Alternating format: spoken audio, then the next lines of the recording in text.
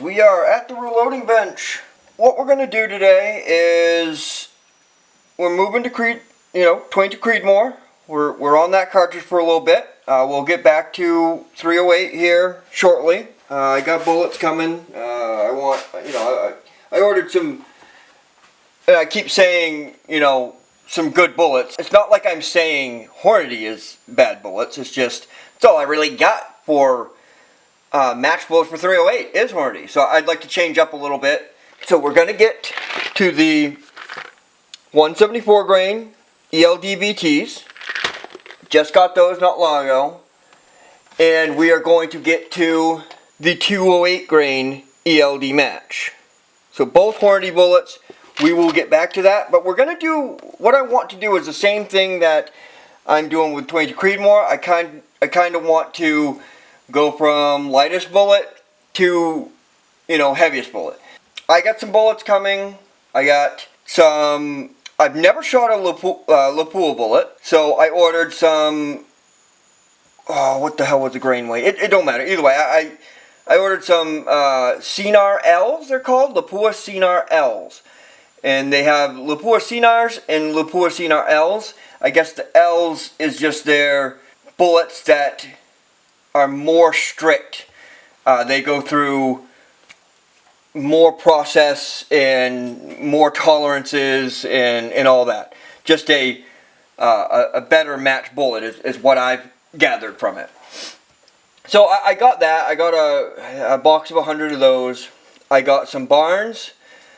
I don't remember the weights on that, but I know one's up in the 200s. I think the Lapuas are 178 grains. But either way, I got some burgers, I got some Barnes, and I got Lapuas coming, and that will be great. So we're gonna stick with 22 Creedmoor for a little while until those bullets come in, and I want to get this bullet fully developed. The one we're on now, we moved to, as you guys know, we just did a pressure test on. We have moved to Barnes Match Burner. Great bullet. I really like Barnes. Good company, make a great bullet, and ended up, like I said before, ended up being the smallest shooting group-wise bullet on the 6.5 Creedmoor. So, high hopes for that. So we're going to get this bullet fully developed, and then we're going to move on to a burger bullet, because I'm really excited to get the burger. I haven't shot a lot of burger throughout my reloading career. It's probably only 2 other times, so I'd like to really get to that. I heard, it's all I hear is burger's the best, burger bullets. So, excited to get to it, and so we're just going to move right from this bullet to burger. Usually I'll swap back and forth, like from 22 Creedmoor back to 308, and I think we're going to stick on 22 Creedmoor for a little bit, at least a couple bullets, and then we'll move back to 308 for a little while. So, we are moving on. We did the pressure test for this bullet. It's 85, for anybody who don't know, it's 85 grain Barnes Match Burner. We did the pressure test. We went all the way from 36.6 grains all the way up to 39.6 grains, which is 2/10 below max. Max for 85 grain, 22 Creedmoor is 39.8. We ended at 39.6. So what I'm thinking about doing is during that pressure test, I saw a nice plateau on, or node if you want to call it. I don't really like calling it that because nodes can change from frickin' one firing to the other. I could reshoot that test and the node would be in 2 other random places. So you know what I mean. I just, whatever. Either way, 38.1 all the way to 39.3 was a change in a total of like 30 feet per second, I do believe.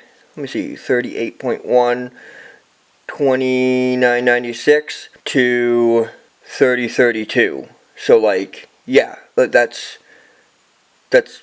pretty damn small.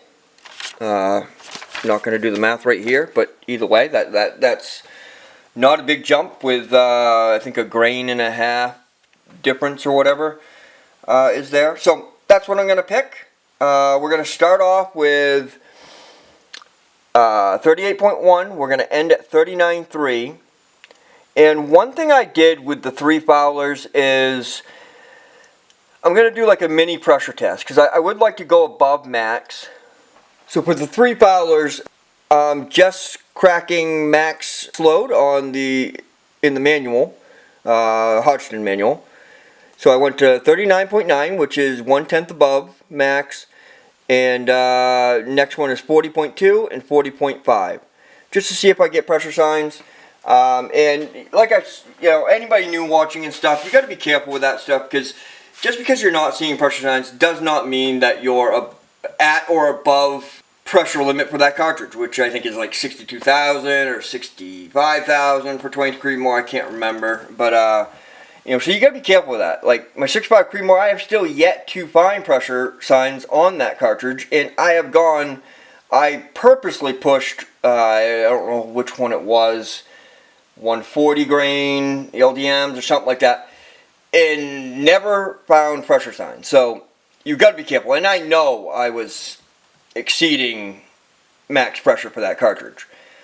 So you got to be careful with that. A good action and good tolerances and good head spacing and all that, you're not going to see, I can't say you're not, sometimes you're not going to see, signs. Especially good brass, good all, if you got good components, you're not going to see that stuff. Or you might not see that stuff. So, I did that with just the 3 foulers. We're going to shoot them off.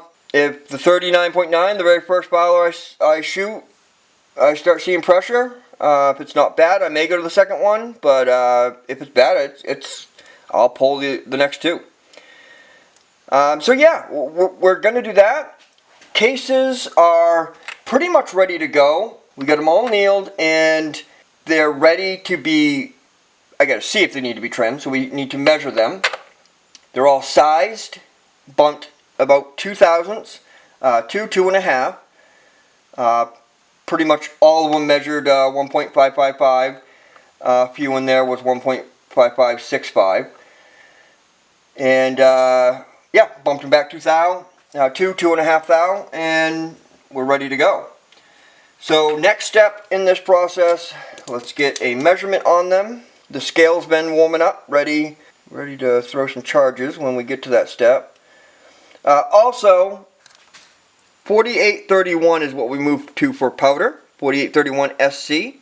Like I said, down on the bench, the reason why we did, and the reason why I actually even bought this powder, was because right from the very lowest bullet to the heaviest bullet on 22 Creedmoor, you can find a load for this type of powder, which is good. And it's not bad case fill either.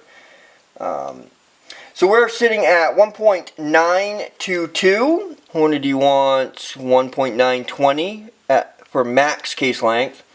For trim, they want 910. So looks like we need to trim. Well, that one at least. 919. 922, 920. I'll use the 919 as a starting guide for my trimmer. 921, 1.921, 1.920. Okay, so yeah, they're all right at or above trim, so we're going to have to trim. So this one was the 919. Let me set up my trimmer real quick. Yep, 919. And we'll start trimming, chamfer, and deburring, and getting that primer pocket clean.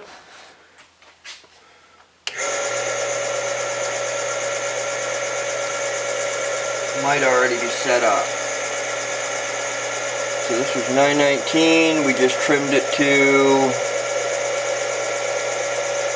916. So yeah, that's actually good. Yeah, we'll go with that. Let me show you guys a couple of them here. Not really much to show, to be honest, guys.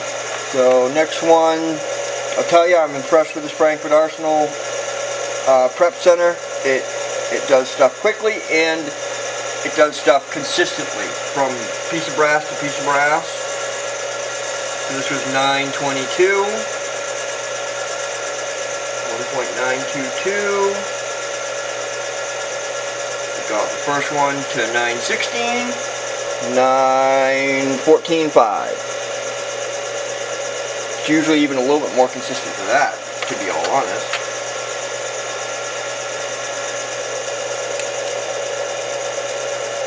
Yep, 916. There we go. Alright, let me chamfer deburr these along the way. Give it a little chamfer. Give it a little deburr. Clean the primer pocket. Give it a little tap. And measure it again because it will grow with chamfer deburr. Yep, usually grows about 1,000 is what I've noticed. 1.917 from 916. Go to the next one real quick. 915.5. Chamfer. Deburr. Clean out the pocket.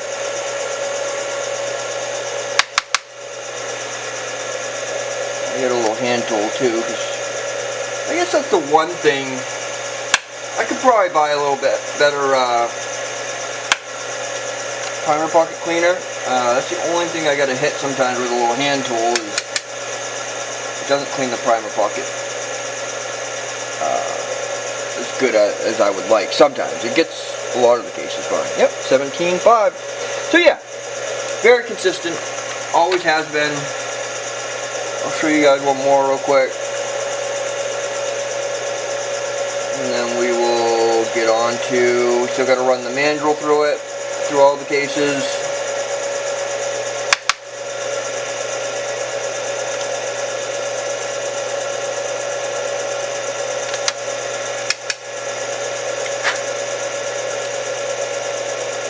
And that will probably be the next step. Yep.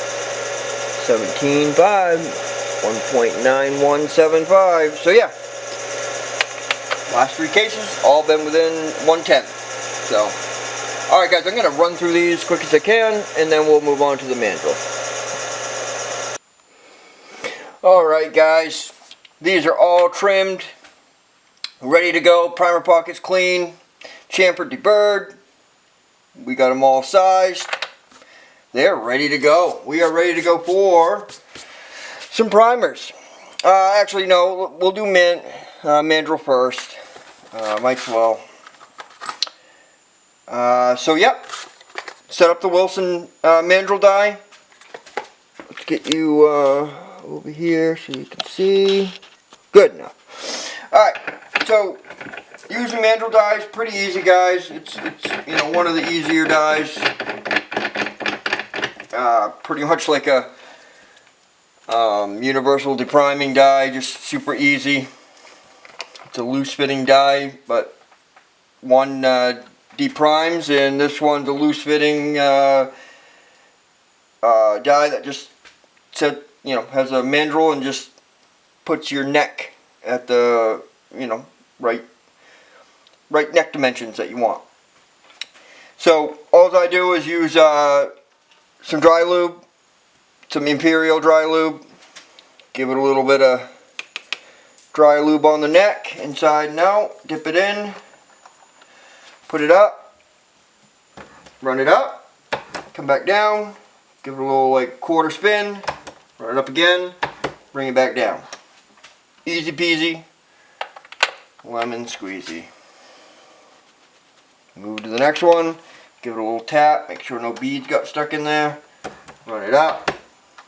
Give it a little quarter spin, run it up again. Good to go. I like to do 2 times on my cases, just to get an even all the way around the neck. Because sometimes if you just run it up through, you'll measure it and it will be not at its set max dimension that you want it to be. Alright, I'm going to show you this last one. And I will bring you back. We'll move on to getting these little bastards primed. And then we're on to powder and bullets. Alright guys, be right back. Alright guys, let's get these primed now. We are pretty much all set. We are ready for primer, powder, and bullet. Yeah, mandrels. Mandrels all run through every single one to set our neck tension. That way, seating a bullet, and when you fire the bullet, it is consistent on releasing the bullet when you fire it, and accepting the bullet as you're seating it. And like I've said to you guys many times, really feel that press stroke. When you're seating a bullet, it should be a nice, consistent, firmness all the way down every bullet, from bullet to bullet, or from case to case. Alright, let's set up the comparator. And I'll probably prime on the press, I guess. Let me see here. Yeah, this is all set up with BR2 primers, my RCBS universal primer, or priming. So we'll just, we'll prime on the press, is what we will do.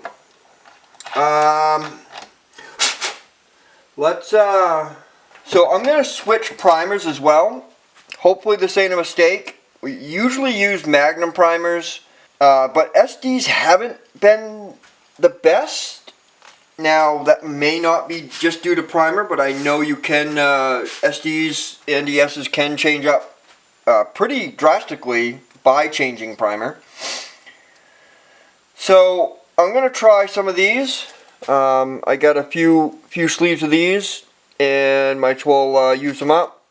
They're a match. It's gold medal match primers. Or I don't know if they're gold medal.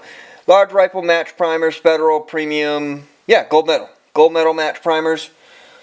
And they are the GM 210Ms. So we're going to try these up. So the reason why I say mistake, because with a lot of the Creedmoor cartridges, I don't know if anybody else has experienced this, but I can't imagine they haven't, because I've seen it a lot on Johnny's Johnny Reloading Bench. He had it a pretty massive experience with it, and it happened to me. You guys can go back and watch my Bentress 6.5 Creedmoor videos. I can't remember where, so long ago. But with the Creedmoor case, if you use, there's some primers, I think it happened with just regular large rifle, CCR large rifle. Let's see here. Yeah, I don't have any with me, but either way, CCI large rifle primers, hang fires. You will experience drastic hang fires. Like, it will hang and then go off. Very noticeably. Sometimes you get like subtle hang fires where it's kind of hard to notice. Well, yeah, it's not hard to notice. Now, if you go back and watch, if you want to see a hang fire, if you've never seen one, if you're any new people watching or whatever, go to Johnny's Reloading Bench or the beginning of my videos on the 6.5 Creedmoor. Can't remember what bullet, but Johnny's is good because he does a full diagnosis of it. He tries 8 to 10 different, because he started getting hang fires, and then he went and did a full workup of it. You should see it in his playlists and stuff, hang fires or diagnosing hang fires. So he ends up trying a wide range of different primers, large rifle primers, and I can't remember what ended up being the best primers to use. I know Magnums was one of them, but some of the military primers, was it Remington military primers or something like that, ended up being consistent as well. I don't remember. Either way, he did it's a good watch. He did a big diagnosis of tons of different primers. But I know mine, I only experienced it once, and it was CCI, just large rifles, and I switched to Magnums ever since then. and have never had it happen since then. And I've always heard from a lot of other people as well that Creedmoor cases love Magnum primers. So we're going to try this either way, and if we start getting hang fires, I'm going to obviously go away from that quickly. Alright, let me get some of these out here. Oh, these are some weird primers. They have, I don't know if you guys can see that. Let me zoom you guys in.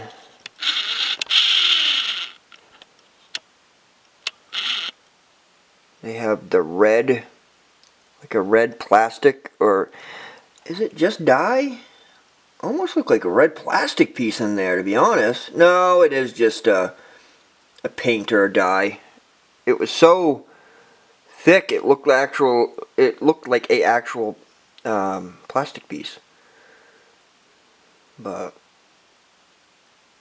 yeah, either way, different. So I got 5, 10, 15, 20, 25, 26, 27, 28. So I need 28 primers. 10, 20,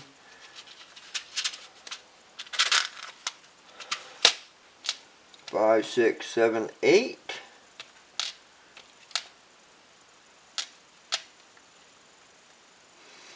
There. Let's try that out. Alright, so I'm going to prime on the press. You guys have seen me done it many times. I'll show you again real quick. That looks like in focus to me. So you got a little priming ram that sticks up to the top. You can load it from the top here or off to this side. It's up to you. And you basically put the primer, strike side down, get your case, raise the ram up just a little bit. Put your case in there, and you're priming on the downstroke. Don't need a ton of force, just a quick little press in there, and then run your finger over the top to make sure you are flush or a little bit below. And that is good. Now with the RCBS Universal Primer, that sinks it in a little bit below flush, which is just fine. This actually seats it flush. And either one is fine. Some people like go all out and like measure crush and like stuff like that. I've never gotten into the weeds like that. I don't know if it really matters. Let me know if any one of you guys have done testing on that and stuff. I have watched like videos of people doing testing, and most ends up turning out to be, you know, useless. But I've seen some people have results that did matter, I guess. And that's the way kind of data works with everything. It can work for 10 people and like 8 others it doesn't, or whatever, you know. Just how it works. But I'm not really sure why people choose to crush a primer. So crush doesn't mean destroy the primer. It kind of sounds like that. Anybody new watching, crush means seating it deeper than flush. So you have flush with the bottom of the case, and then you have below flush, and then you have crush, they call it, and then you have variations of crush, like 1,000ths of crush, 2,000ths of crush, I think all the way to like 12,000ths, I do believe. And yeah, I think that's just for consistent ignition maybe, or if anybody knows, let me know. I don't really know, to be honest. But yeah, I've never gotten into the weeds of that, and honestly, none of my systems can actually achieve crush anyways. It's flush or just, like I said, that. Neither one of these systems, to be able to do crush, you need to have, you need to be able to set the depth, or the depth stop, or whatever. And none of my stuff can do that. But I don't know. I've never really got into it. Absolutely will never say it doesn't work or doesn't help or can't do this. It's there for a reason, and it probably helps certain people, and I've seen it not help others. But I think you see it a lot in bench rest is where I think you see a lot of that. So yeah, that's it, guys. I'm going to get the rest of these all primed up, and we will move on to throwing some charge weights. Actually, we'll do both in one. That way this keeps up really well, the RCBS Chargemaster Lite, or Link, whatever you want to call it. It used to be called Lite.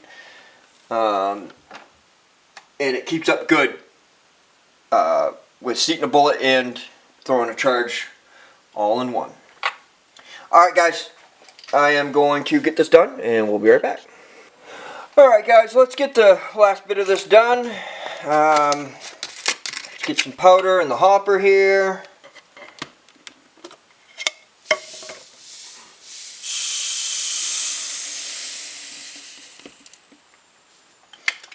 Yeah, so either way, first impressions on this powder is pretty good. It jumped up quick, which surprised me. Like I said, I haven't really looked at where this is on the burn rate chart, like, you know, where it's actually, where it sits. But we jumped up really quick, only going 3/10. Jumped up pretty steady. There was a couple times it fluctuated down, I think just twice, but it, yeah, I was impressed. I did not expect it to jump up velocity. We were jumping up velocity really quick. Every 3/10 we went up, just jumped it up pretty good. A decent amount. So we're going to do our normal thing like I've told you guys before. I do all my powder tests at 20 thousandths off the lands. All my testing, pressure tests, everything but a seating depth test, obviously. All of that is 20 thousandths off the lands. So for the Barnes match burner, 20 off the lands, or touching the lands, is a CBTO of 2.087. So, yeah, so we're looking for 20 thousandths off the land, so we want 87, 77, 67. 2.067 should be our 20 thousandths off. Let me see here. Yeah, okay, so we're good. Powder is all set. Let me take the little condom off the freaking end here. Beautiful. Might as well calibrate, I guess, real quick. Zero out. Calibrate. Calibrate. You gotta hit calibrate twice, which is different. It's different. Usually calibrate goes right to 50. You gotta put a 50 on there. Alright, so calibrate 100.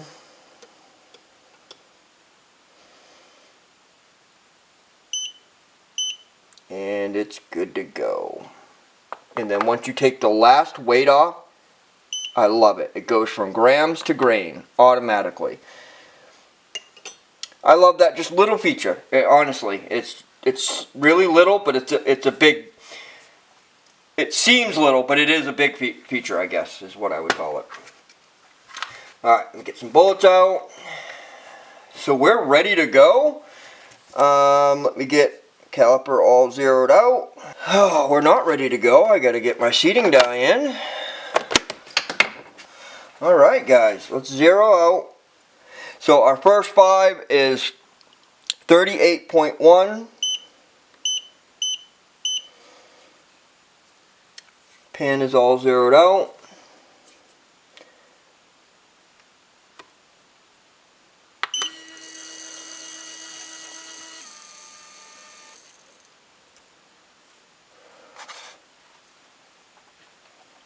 Let me back this out quite a ways. Alright. Stable at 38.1. Man, I am really hoping for some small groups. During that pressure test, we had we had all 11 shots go in under an inch. Just it was 0.9 something, 901 or 905. So it was not far from an inch, but you got to realize that's changing powder for each bullet, and we all still sat in a under inch circle. So that impressed me, or gave me hopes that we're going to get some small groups out of the 22 Creedmoor with this. And I would be happy. Yeah, also, small groups would be good, but small groups with good chronograph numbers would be a first in a while as well. Usually I get one or the other. Small groups with bad chronograph numbers, or the opposite.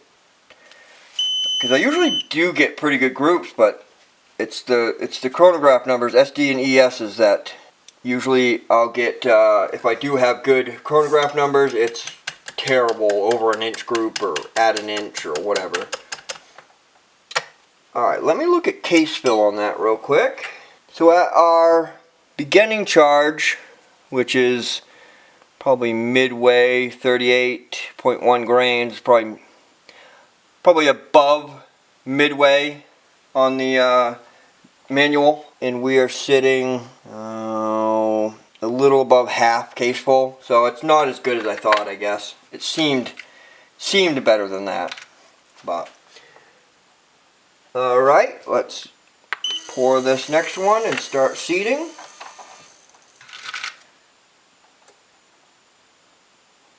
Let's see where this gets us. Alright, so we are looking for 2.067, I do believe, is what I said. That's a CBTO. Alright, I'm sitting at 2.120. It's one thing I wish with this barrel, or I guess second thing I wish I had a slower twist rate than 1 6.5, but also I wish the throat was a little longer, because 22 Creedmoor is supposed to, usually you're allowed to seat the bullet out pretty far, and not this one. For some reason SHILEN chambered this pretty short for 22 Creedmoor. Alright, so next one's good. Oh, so I gotta go down.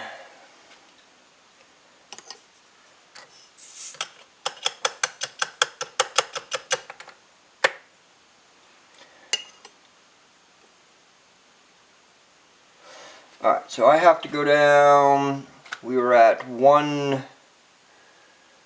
don't even remember now. Let me just go down a full revolution.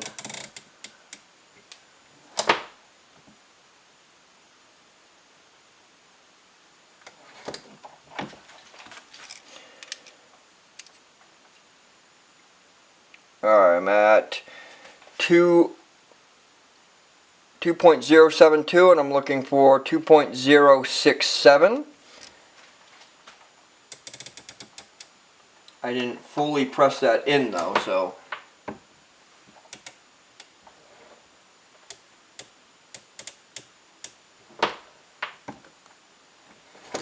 let's see where that gets us.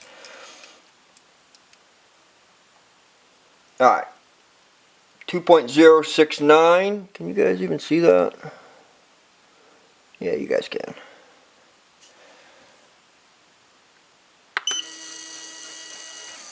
So 6.9, let's go 2 more.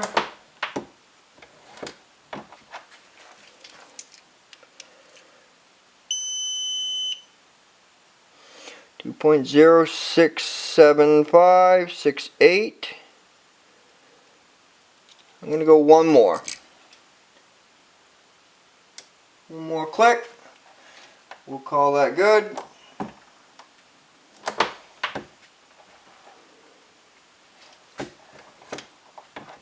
Double check.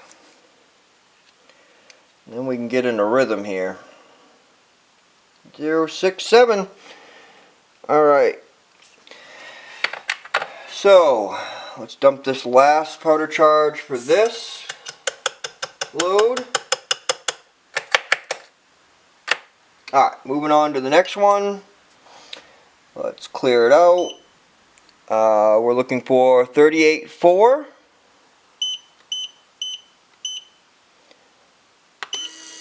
Go!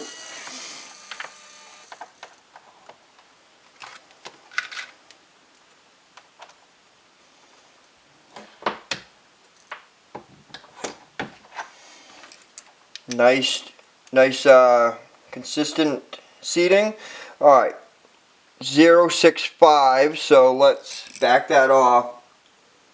Alright, so we got that backed off now. Let's throw the next charge. Grab the next case, throw it in, put your next bullet on top. This will be the last one I show you guys. But it's a good routine. We back that off one. Let's see if we are on the money now. 2.0655. Okay, that's weird. Back it off one. We're 1.5 thousandths under. Oh, I forgot to shake it. Give it a little shake. Make sure that's a double or actually a triple check that you're got powder in the case. Oh, maybe I turned that top the wrong way. That's probably what I did. Feel the press stroke as well as you go down. Make sure it is the same from the last case to this one, that you're not pushing the handle any harder. Alright, 2.0685, so now we're just a little over. So I'm going to have to click it down one because I need to sink it in one. And I'll ride that out. If it's just a thou under, that's fine.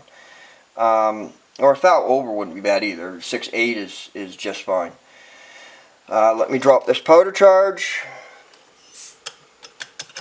Put the funnel over one. Put your pan back, make sure you're stable, hit go, grab your case, put it in the freaking press, grab your bullet.